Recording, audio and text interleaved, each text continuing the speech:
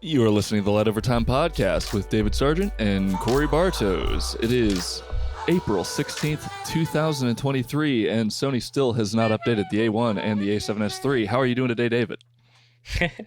I'm doing very well. How are you doing, Korey? I'm great. What are you drinking today? I'm drinking a newer Ethiopia Yirgacheffe. I just got in. I sold one bag of it at the market yesterday at a great market.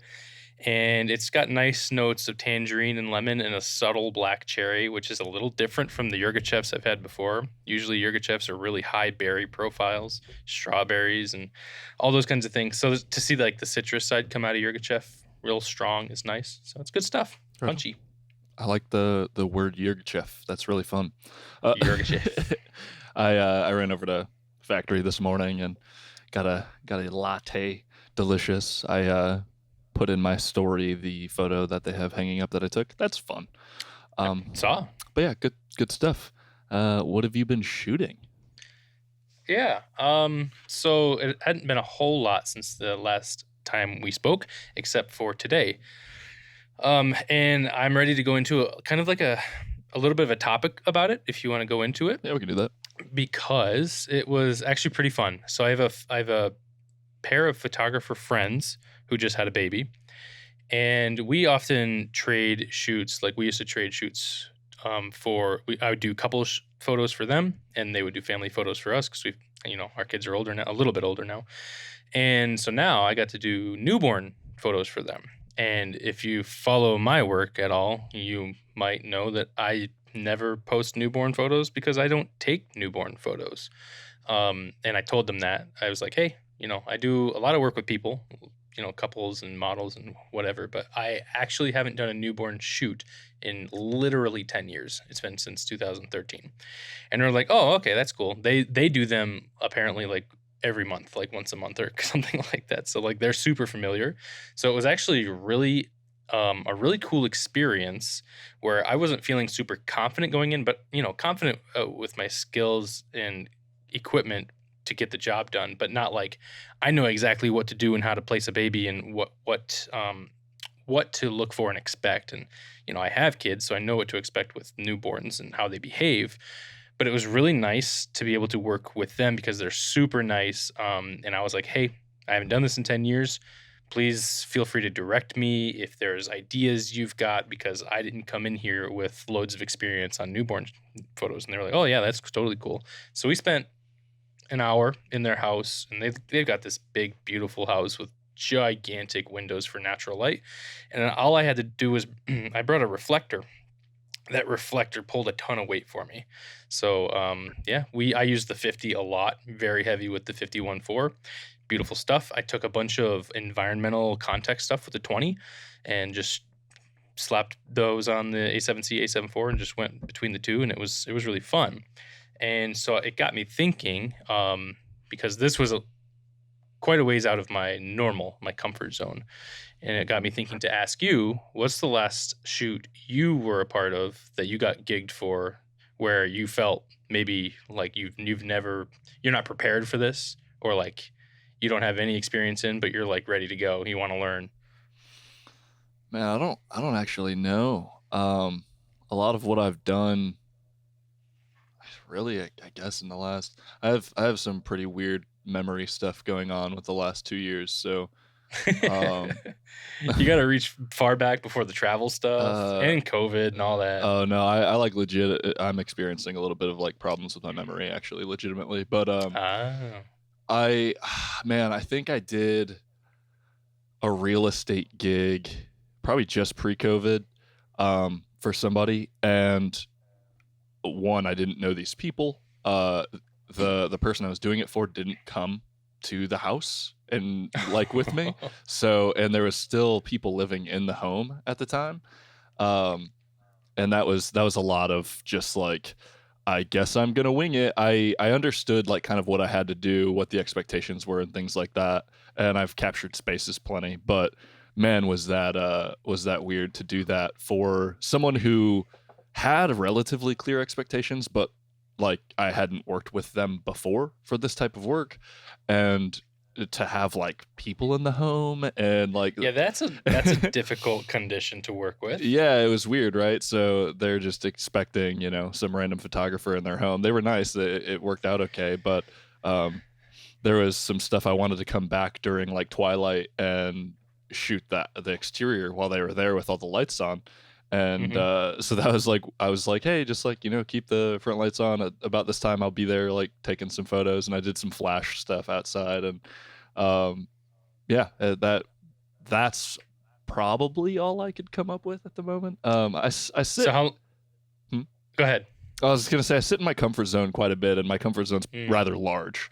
So, well, that's good. Yeah, I mean, Camp Thunderbird really made me kind of a heck of a comfortable photographer because it's like every experience, really young children, people's families, like loads and loads of people shooting off the cuff a lot. I still attribute most of my not being a crappy photographer to like just being thrown in the gauntlet and being told, hey, you're the photo guy, like take care of it all. And so I did a lot of learning over 5 years of just like they know kind of what they expect, but they don't really know how to direct me, so it's all me. Yeah, I will say that I kind of lumped these together. I have one experience with real estate. I used to do a family shoot with this family that owns at least 3 homes, because I shot 3 homes of theirs in Charlevoix. And that was an experience because I'd never done it before, and I learned a few things. I learned I needed to charge way more for that work because it was probably triple the hours I thought it was going to be. I 3-shot bracketed every single composition, and I probably delivered 100, maybe 150 images per house. It was rough. I spent hours in each house and over multiple days, and I was really, really happy with the results, and that was totally out of my comfort zone. And I was like on YouTube, like, how do I handle, blown highlights from windows and things like that. So that's why I 3-shot bracketed everything.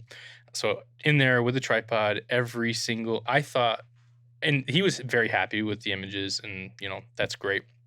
But in my mind, I was like, I got to capture every single angle, nook, and cranny in this house, because who knows, what angle they actually need. And I'm sure they only used 10% of the images that I gave them. So I learned, yes, slow down and be critical of exactly what the deliverables are, because I probably spent, triple the time I needed to on each house, and I way undercharged him. Yeah. But I learned a lot. It was fun. For sure. If I ever do that again, I don't know that I'd do it without having a set like shot list. There you go. If it's photos, like I need to know exactly which shots you want, and I'll go deliver those photos. But I'm not going to do this like, well, do you have like another angle of like X or like, no. I delivered to you what you said you needed. And then I usually put a couple of like nice, they didn't know that they wanted these, but it's probably a pretty good shot. Always sprinkle a couple of those on top, but yeah. That's such a fantastic point, dude. A shot list, if you're listening to this, a shot list is, a literal like piece of paper or, an email or whatever that's from the person who's going to hire you that says, I want an angle of this subject. I want this and this and this, if it's as specific as I need it at this time because, the sun's going to be on this side of the house or whatever. Get a shot list, get a specific set of expectations, because it absolutely helps to avoid those scenarios where they come back later, whether it's, the day after you deliver or months later, and they go, hey, I'm looking through these now. Do you have another angle of, I can't tell you how many times I've gotten those conversations, and they're not hard to deal with, because for me, I basically archive all paid work. So if I've got another angle, I'll give it to them. I don't care. It doesn't take too long to look through and, edit a couple extras or whatever. But if you want to avoid those because your time is money and you don't want to spend time doing that, shot list is great. And I shot list everything for weddings. And I tend to do it for my stuff with the Visitors Bureau too. Yeah. Getting those absolute deliverables are key. Yeah, well, I mean, it does 2 things for me, right? I know exactly what I have to do to get paid. And then this is like the contract that we're setting for the expectations for each other. But it always allows me to know exactly how I can go above and beyond on a gig. And that's how people call you back. It's like, okay, I know exactly that they're right here, which means there's all this room where their mind hasn't gone there because they either aren't sure of what I'm capable of or they're not sure like what they want. I try to always deliver at least one banger that they didn't even expect they were going to get for any gig, like just whatever it's going to be. The money shot, the hero shot, the thing that they just like, wait, hold on, this is awesome. That's pretty good. But that's a great point. What is it? Under promise and over deliver. Always. I live by that. Always. You have to. It's what puts you in S rank instead of A plus. Like, it's pretty wild. Yep. Yeah. So that was what I was wanting to start the day off with, because it was definitely out of my comfort zone, and I literally have about 950 images I'm about to go look through, and I was blown away, just like their baby. It's about probably a month and a half now, so we're a little beyond the straight newborn, but it was still a very, very tiny baby, and you don't get to control basically any of their bodily functions, so you have to work within their parameters, and we got tons of great images, so I'm excited to get through those. Nice. That's right, man. I didn't do a whole lot of shooting this week, but I did get asked to help with some retouching stuff for this commercial food gig. And so I've been working on that the last couple of days. And picky clients are wild, but calibrating, being like a contractor that comes to help on a photo gig much later after the fact is weird, because like I'm learning I gotta catch up to what the found expectations that the people that hired me found out from their client, right? So like they get to play this dance where they're like, okay, so we're making all these images, and okay, here they are, and then they go through a couple of rounds of feedback and dial it in. But now I'm doing the same thing. Like, I don't want to go with retouching, especially with food and stuff. It's like, do you want this to look like it's perfectly clean? Do you like no little tiny piece of sugar can be unturned? Like, where are we at? So I did a pass on 4 pretty large, like 50 megapixel images. Really busy, from really simple stuff to really challenging stuff. Compositing like food that's not there to like fix something that's like maybe not perfect. Lots of work, but it helps remind me where I'm at, and I guess the universe, because it's not easy. It's fun for me, I guess. It's the kind of stuff you can listen to a podcast and just sit there and retouch images for a while. A lot of clone stamping, a lot of healing, a lot of little baby composites and stuff like that to make this like super commercial looking bakery stuff. It's like muffins and cupcakes and bread, and so it's just like tons of things that you can do.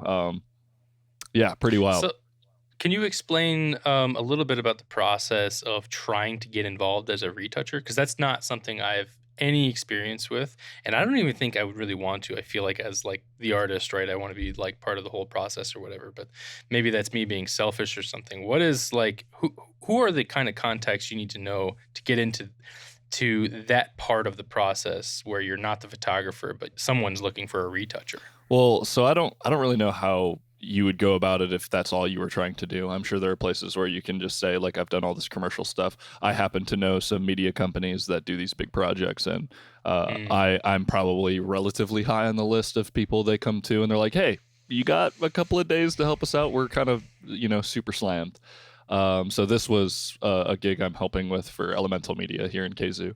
I've been on set with them a few times doing grip work and stuff like that.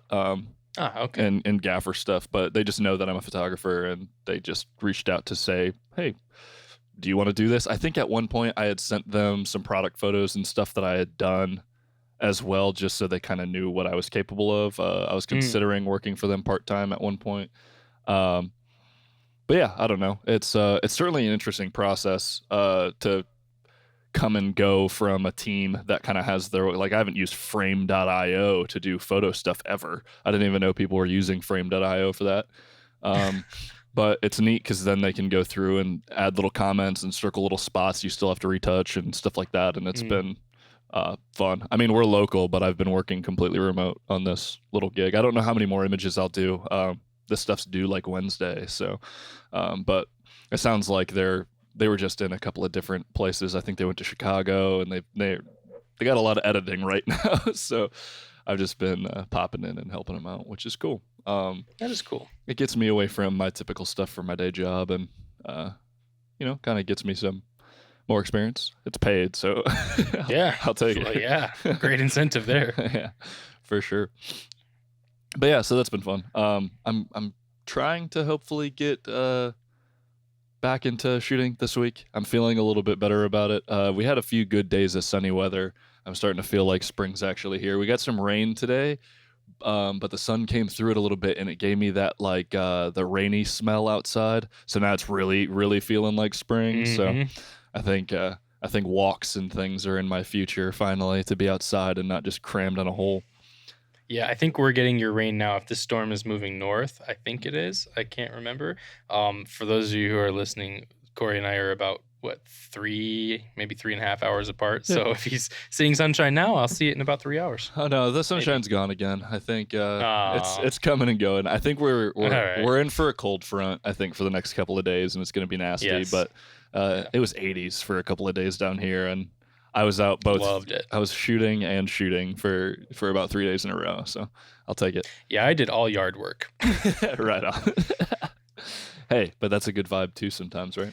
Yeah, felt good. Right on. So my first main topic today that I wanted to bring up was Petapixel had a article, and then I saw some videos about it. Shout out Ted Forbes from Art of Photography.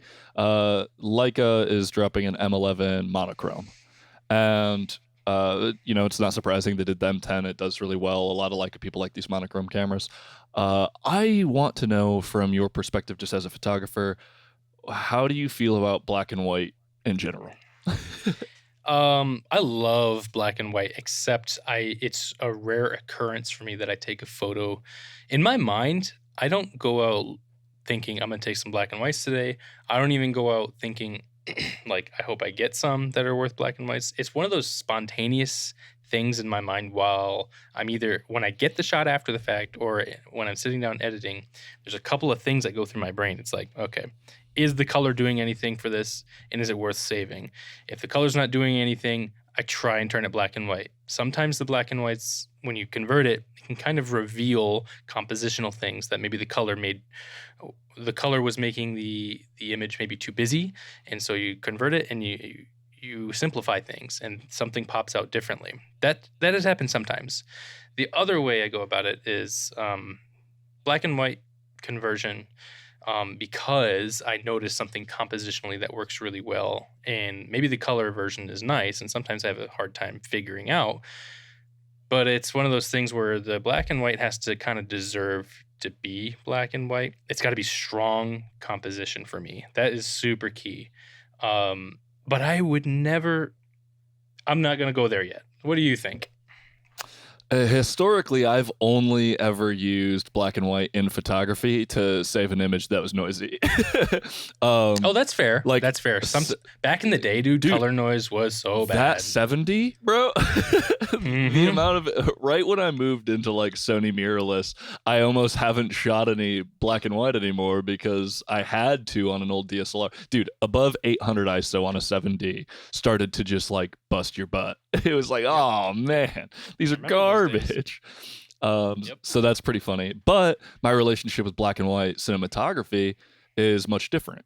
I really like Kurosawa, Mizoguchi, like old Japanese films. Sure. I loved The Lighthouse. I saw that in theaters, and to have a modern, like, what is that, 2019 film that was black and white, insane. Actually insane. And it's fantastic. If you like weird, almost cosmic horror, not quite really weird art film stuff, it's fun, and it's almost 1:1 aspect ratio, which is just interesting because it's 2019. Really great. Willem Dafoe in it is incredible. It's probably one of his best performances in the last like 10 years. But yeah, that's worth watching. But so I've always liked it for that, but it was always just like a thing that I did to save old DSLR photos. But I'm looking at, I was like, okay, Ted Forbes has a video on like why monochrome. And so I'll link that below. And then he has a new video because of this up and coming M11, and he's a big Leica guy. He does a lot of he's kind of like the mainstream dude to bring you towards like not mainstream photography. Sure. I really like that he actually stays in the art world a little bit more, and that's kind of my window to it and why I get so intrigued. I really like that guy. But it's interesting. Obviously, without the Bayer sensor in front of a monochromatic digital camera, you get better ISO performance. You just get a lot. There's a lot going on from it, but it's so hard in my brain to justify a digital camera that can't shoot color. These people would have like an M11 color and an M11 like monochrome, and that's baffling to me because that's $15,000 or whatever. Yeah, for those that don't know, we're talking about a camera here that's north of $9,000. It's like that. I mean, even if it was the same price as your other cameras, $2,500, whatever, you're still talking about a ton of money. Yeah. To lock yourself into no color, it's such a commitment. I mean, you're talking about a different class of person who would do this. Yeah. And I kind of want to explore it a little bit more because there's other interesting things that happen when you edit a converted black and white image too, right? So you can bring it into, let's say, Lightroom, and you can use like Adobe Black and White to convert it. And then, changing like reds will affect skin tones in the black and white. And you'll do stuff that like you wouldn't normally do with a color image. The closest relation I can make to it, which won't make sense to 90% of you, but I know some of you play guitar because some of you are viewers from my guitar world. But it's kind of like the first time you realize that like a Fender amp's flat EQ is literally the low and treble all the way to 0 and the mids all the way to max. Like that's how you get a flat EQ on a Fender amp like it's very weird. And until I knew that, I couldn't ever make Fender amps sound good, but they make you think of EQ in a different way. And I think black and white photography, editing like color photos in black and white, will change kind of how you have that relationship with your sliders in Lightroom. And it'll kind of force you to play with stuff that you wouldn't. I can throw in, I don't use presets most of the time on my shoots, and I will go in and I'll sync some stuff, but for the most part, I go in and I make so many adjustments that I'm just used to. I might as well be using presets, right? But once you convert that to black and white, that's all out the window. Your contrast levels are going to change. Lifting your black is basically useless for something that's like black and white, right? Because you're trying to retain that black for actual, purposes for the image. You're only playing with monochrome. It's interesting. And I find it so, for some reason, it hit me the right way today that I want to start our photo sharing little exercise, is what I'm going to call it, because it's not a contest. It's not a thing. I think we should call it, a monthly like photo share with a topic. Right. And I just want to make it black and white for May. And we'll mid-month it. It's the 16th now, so let's say like the 14th of May will be like middle of the month.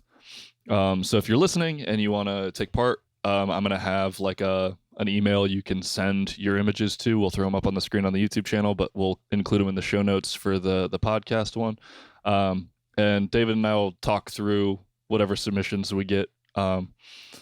It should be kind of fun. But David and I will also have our own image to throw in the little gauntlet, and we'll kind of just talk about what we learned working on said topic, right? That gives us, almost a month to kind of play around and find an image we like. And I think it'll be cool because it's untouched for me. Like, I haven't had a purpose to shoot exclusively black and white. And I said, why not? I did one time in college. I was at NMU for about a year and a half before my daughter was born. And I was taking a photography course in one of our, we did basically weekly challenges.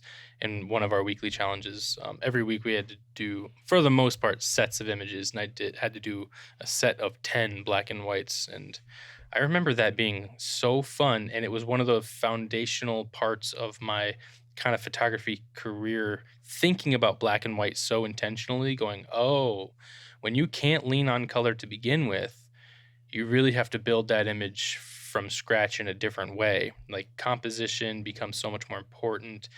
Your focus becomes so much more important. How visually you lead someone's eyes through an image changes when you just shouldn't, when you can't consider color to begin with. So it's a different way to build an image for sure. Yeah. It's fun.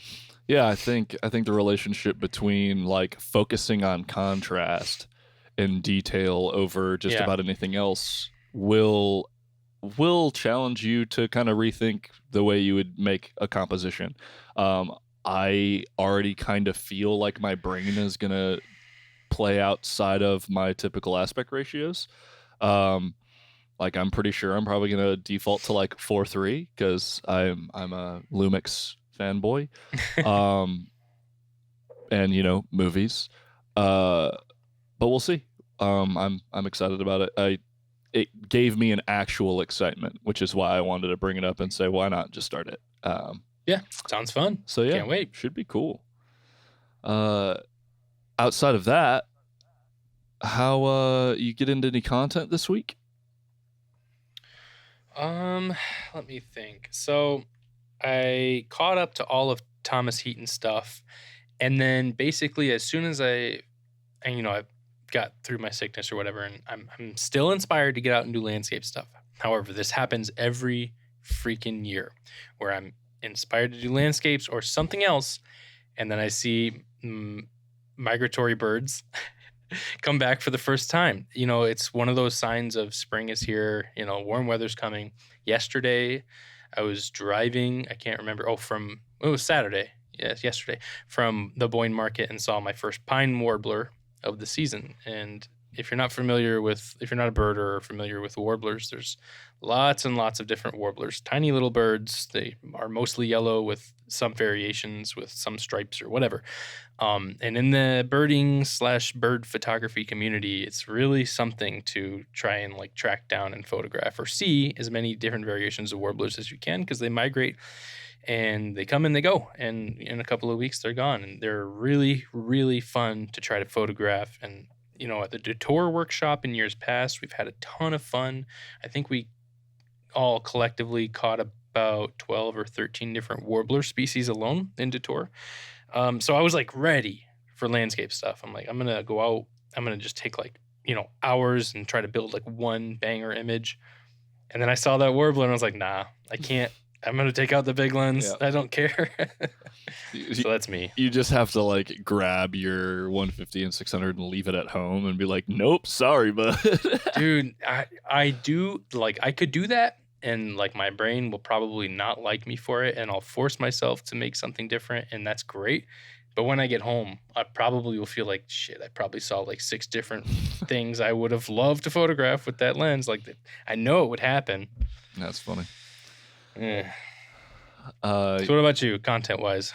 Oh, man. I mean, related to this podcast, Tyler Stallman had the DP Review TV guys on, and they kind of broke down, like, it was basically an hour of talking about Canon, Sony, Lumix, Nikon, and kind of talking about strengths and weaknesses and kind of where they sit in like each other's, I guess, like line for top 5, right? And kind of where each company has to go to and I think generally we're all so far on the same page. Like the things they said about Nikon or what you and I have said about Nikon, like they have every bit of potential at this point to like come out slamming with the Z8 and really like push everything right into, they're a little ahead of the game on Canon when it comes to glass, because they're going to let Tamron do some stuff and things like that. They're positioned strongly. They echoed that sentiment. They talked about pretty much like Sony is still going to be the hybrid camera of choice for many people. Tyler Stallman and Chris Nichols seem to agree that usability and like ergonomics are still far and away Canon's strong point. Like they just enjoy using those cameras more. Sure. Even though they all pretty much have equal use of all of them. And Lumix is just like the video champion at the moment. Like they just have all the tools that you need to make proper video in small bodies. Outside of autofocus, obviously.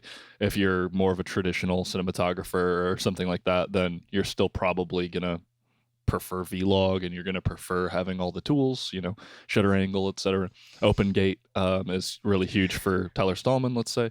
I'm not doing tons and tons of client work, but I regularly wish that I could have open gate at my current job, because I want to make different forms of content, and I basically just have to shoot wide, because I have to live with being able to make stories and reels, because that's kind of where it's most effective for the company right now, is to make that stuff. But then I just shoot. I'm not going to shoot vertical, because then it's useless anywhere else. So open gate is such a big deal for me. Yeah, that was just pretty interesting. I was looking at Nikon stuff thinking, should I just do it? Should I just make a huge meme out of it and start using Nikon cameras? But they're not quite ready. If they had just like a slightly updated camera, I'd probably go for it. I'm so mad at Sony still that I'm just trying to find a way out that will make me happy. I was looking at a Leica earlier today. I was like, I could probably sell it all and go with an SL2. And then because if I had an SL2, I'd be in the L mount, so I could move to Lumix when they had something that made sense, and then I'd have just a way too baller photo camera. It was insane of me to think, but I'm considering an SL3 if they do it soon. Oh boy. Yeah, Jeez. it's called being mad, David. Yeah. I can't say I blame you. Yeah. It's so tough.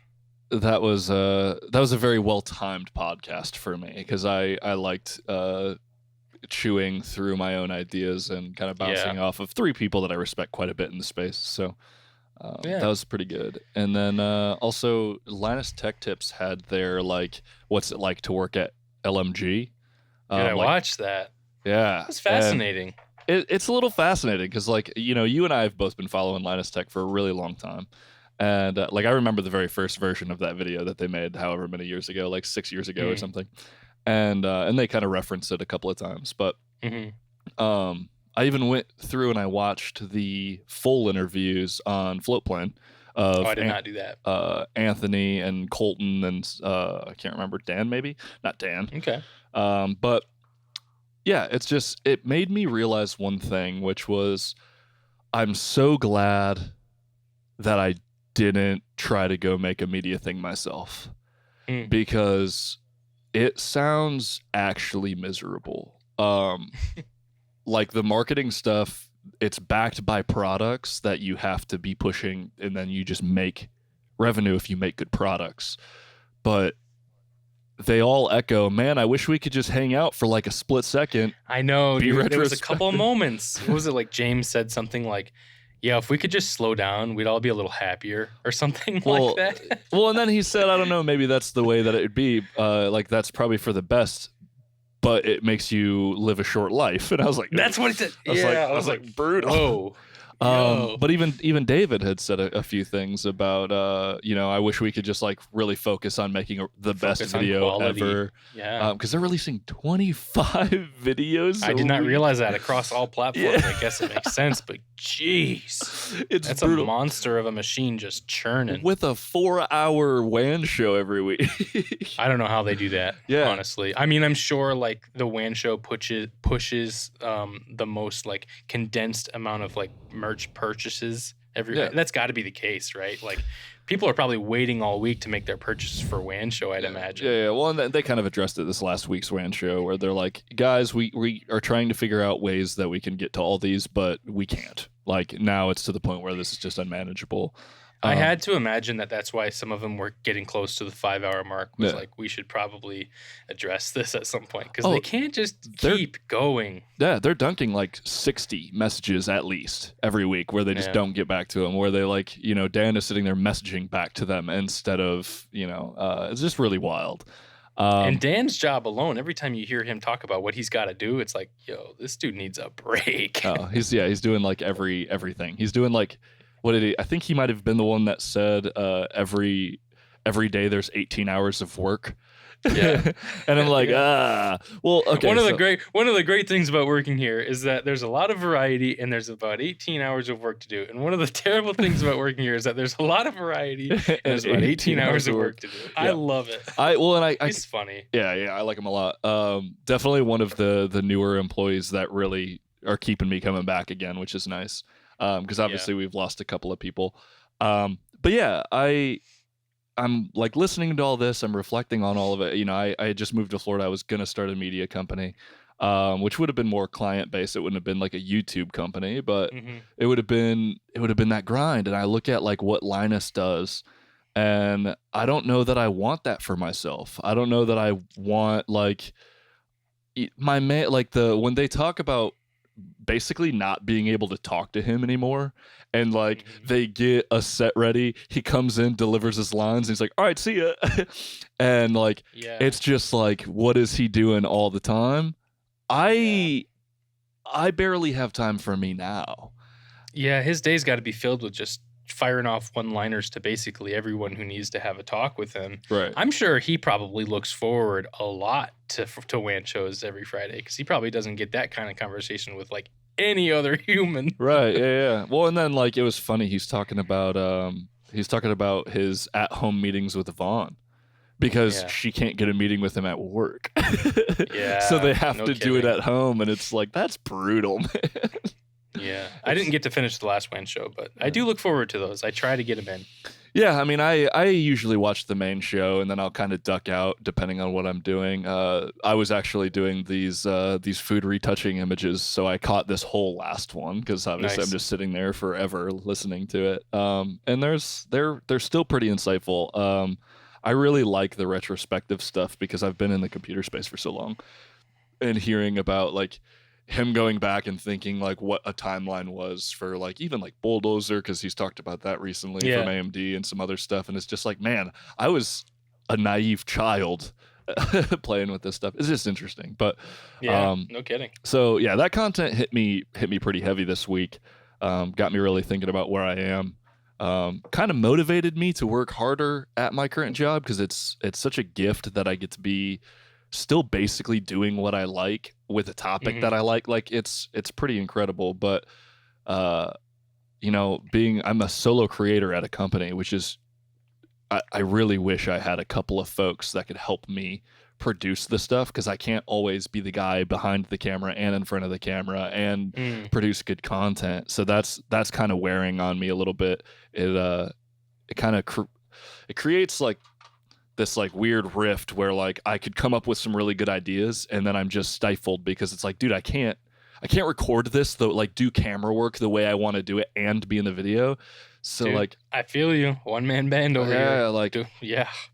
Well, and then, you know, photos just basically aren't that useful to us. I need to start producing so much video, and it's a task. Like it's a mess. To showcase stuff and do dynamic shooting sports stuff, I can't just lock off tripods and do what I need to do.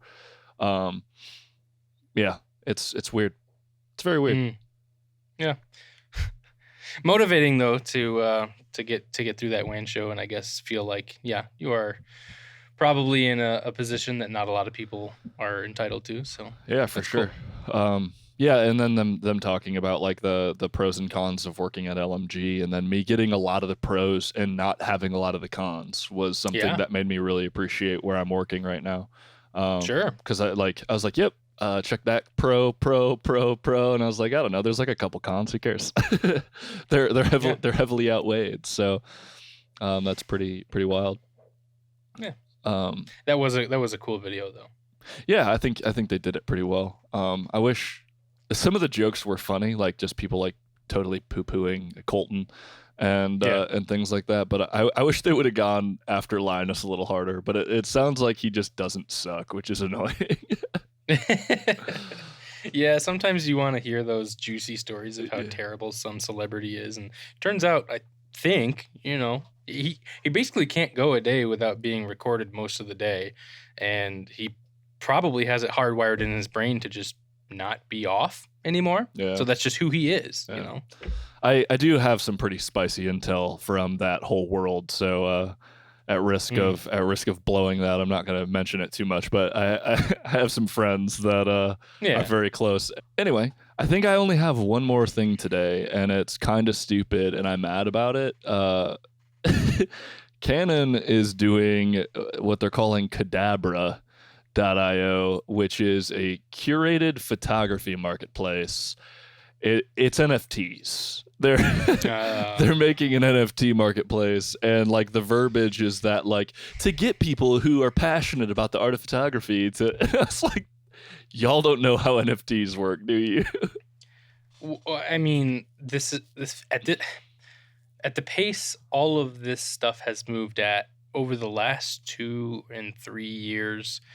It feels like they're the Internet Explorer version of a company considering using NFTs at this point. Like, what are they doing? Yeah, I maintain, and I had even set up 3 images that I recently gifted to Evan and Hope.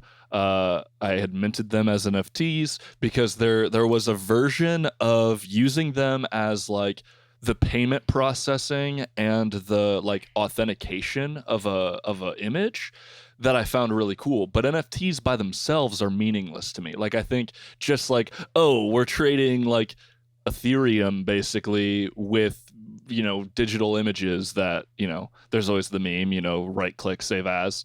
And it's like that's meaningless. But I saw some people in the early NFT space that would like build these NFTs out and use them to sell like really high-end shoes, like $10,000 Jordans from like 1995 with receipt kind of things.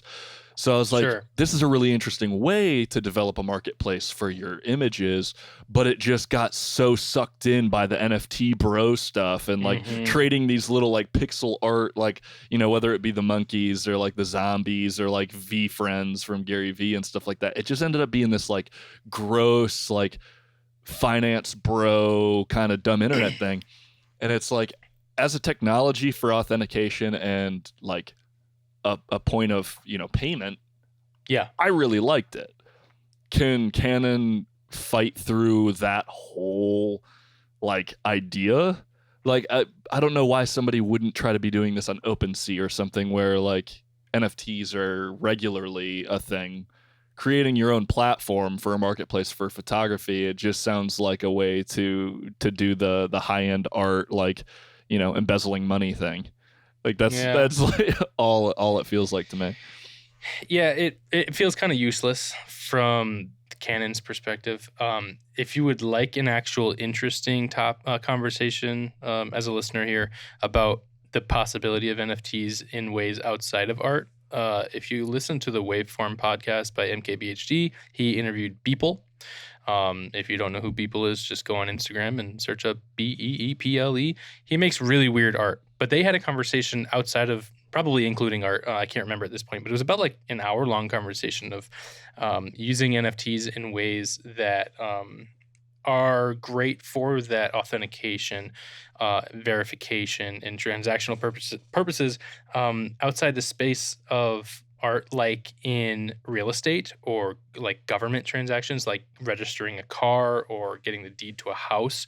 There's like there's other functions that this could apply to that could eliminate red tape, bureaucracy, things that just arbitrarily take weeks or months to just process through. I think there's potential there. Of course, there's always potential for like exploitation and whatever else, but there's a conversation to be had outside of the art space. And I think that's the conversations we need to have because it's just not ready. Yeah. I feel like it's useless. Canon doing this, I'm not interested in the least. Yeah. I mean, I don't know who would be, but I'm at least going to look into it because I think like I want to watch why not? And see what happens. I'd be interested to know if there's a ton of people interested and wonder why. Yeah, for sure. The crypto in general and NFTs in general are really interesting technologies. And I think it's sad that a bunch of people chose like the lowest bearing fruit version of those technologies and we're like, we're gonna run with this. Yeah. And it's like, oh, okay. And put a giant stain on the entire conversation. surrounding because crypto, NFTs, all of it. Yeah. Now nobody can touch it. And Canon even saying anything at all is like, what you doing?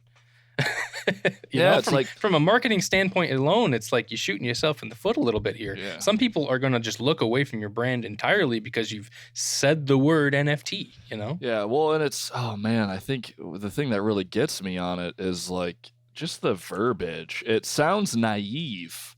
If I can pull this up, oh man, I'm probably not going to be able to see the freaking.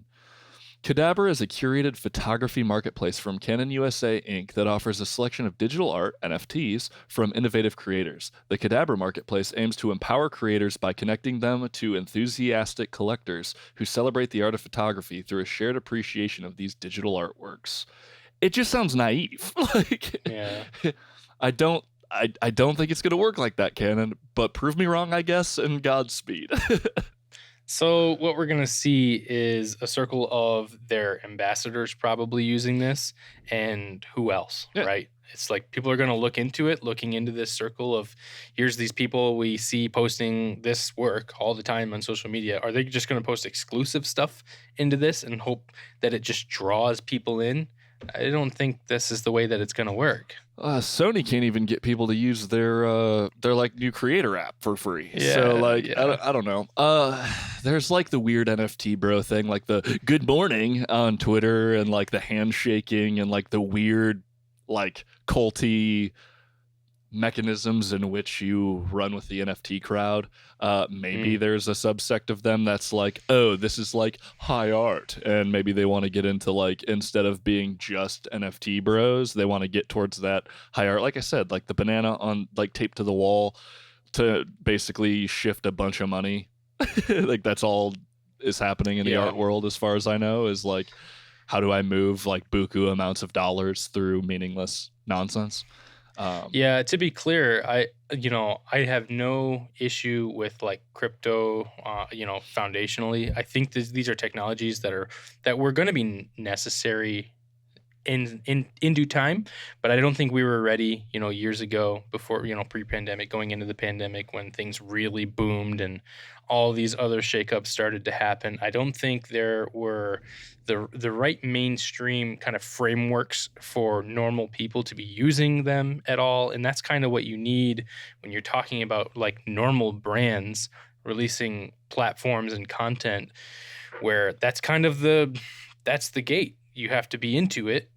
And if you're not, you exclude a ton of people. Yeah. And that's, I feel like, what they're doing here. I will say this, shout out to Polkadot in 2021, because that's how I bought an A7S III. All my crypto gains. Hey, I had Doge for a hot minute. It did okay. I think I had like $1,800 in gains on Polkadot, and I cashed out, and that's how I bought my 7S III. I did have some Doge and stuff like that too, but I'm pretty sure I sold the moment I heard that Elon was going to be on SNL, and I'm glad I did. But it wasn't long after that, right, that things just like slid down the steepest slippery slope I've ever seen. Yeah, well, and then like, so I don't know where this is in process and stuff, but the U.S. government is looking at a centralized like way to have currency, which is going to have a lot of control and like overbearing government stuff attached to it, like where they can see literally all the parts of your transactions and like full on shut off your money and stuff if they want to. So super exciting that it can be, the opposite of what we wanted from a decentralized currency. It can go straight to like super dystopian, your money is literally just borrowed from us. All your bases belong to us, as it were. Yeah. But yeah, why not? Yeah, fun stuff. Anyway, like I said, Godspeed, Canon. I'd like to see something happen with NFC space that makes it not just be the most cringy thing I've ever heard of when somebody has it in a headline, but yeah, I'll borrow one of your lines. Make it make sense. make it make sense. Make it make sense. It doesn't make sense to 95% of the people who are like even remotely interested in your products and services right now. Yeah, it's a weird thing to go about. Yeah, I was thinking about going to an R5 too, but I gotta. Yeah. Anyway, so that's all I got for you this week. I think I'm pretty excited to get out and actually shoot some natural stuff. I have some portraits of the dog I live with right now, Oscar, that I actually have to edit. So I did shoot those this week. Oh, nice. He's very good. Very good. He's really scared of cameras. So, but he's a giant schnauzer and he's a cutie. So hopefully I'll get those up or something. But yeah. If you're still listening to this at this point in time, would love you to drop a good old review on the thing. I would more so love for you to share some of your photography and take part in our photo sharing. That'll be black and white, and it'll be, how many weekends is that? So if it's the 16th, 1, 2, 3, in 4 episodes from now, we will be sharing those images. I'll have a link to an email address in the description of this video and this podcast, so you can submit your images. It'll be cool. We appreciate you. We do. That's all I got for you. Thanks for listening, guys. We'll see you next time. Later.